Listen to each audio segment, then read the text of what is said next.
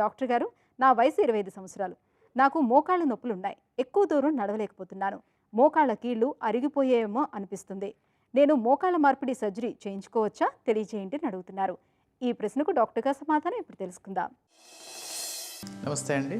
మీరు ఎక్కువ దూరం నడవలేకపోతున్నాను, మోకాళ్ళు చాలా నొప్పులు వస్తున్నాయి, దీనికి గల కారణం ఏంటి, దీని మోకాళ్ళ సర్జరీ చేయించుకోవచ్చు అని అడిగారు యూజువల్గా.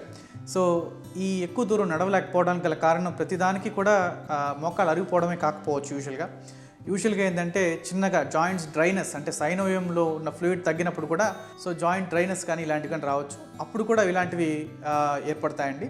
లేదా ఎక్కువ దూరం నడవలేనప్పుడు, లేదంటే చిన్న ఎక్స్రేస్ తీసి చూసినప్పుడు మోకాళ్ళకి రెండుటికి మధ్యలో ఉన్న స్పేస్ తగ్గిందా లేదా మోకాళ్ళ భాగం ఎక్కువ అరిగిందా లేదా అని చెక్ చేస్తామండి.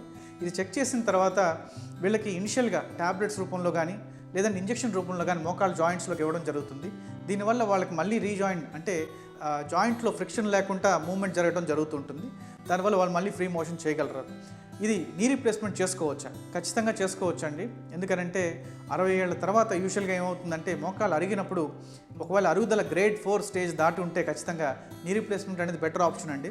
యూజువల్గా ఏంటంటే చాలా వరకు 40 నుంచి 50, 60 ఈ టైంలో ఉండే వాళ్ళకి మోకాళ్ళ నొప్పులు స్టార్ట్ అయినప్పుడు ఇనిషియల్గా ట్యాబ్లెట్స్ రూపంలో కానీ ఇంజెక్షన్ రూపంలో కూడా హీల్ కాకపోతే వాళ్ళకి రీప్లేస్మెంట్స్ అనేది బెస్ట్ ఆప్షన్ అండి. ఇది చేసుకోవటం వల్ల షుగరు, బీపీ కూడా చాలా వరకు కంట్రోల్ అవుతున్నాయి. ఎందుకంటే మోకాళ్ళకి నొప్పులు ఉండటం వల్ల వాళ్ళు ఎక్కువ దూరం నడవలేకపోతున్నారు, బీపీ పెరుగుతూ ఉంది. ఒకవేళ ఎక్కువ దూరం నడవకపోతే, అంటే నడవకుండా అట్లాగే కూర్చుండిపోవడం వల్ల షుగర్ కంట్రోల్ కాకుండా పెరుగుతుంది.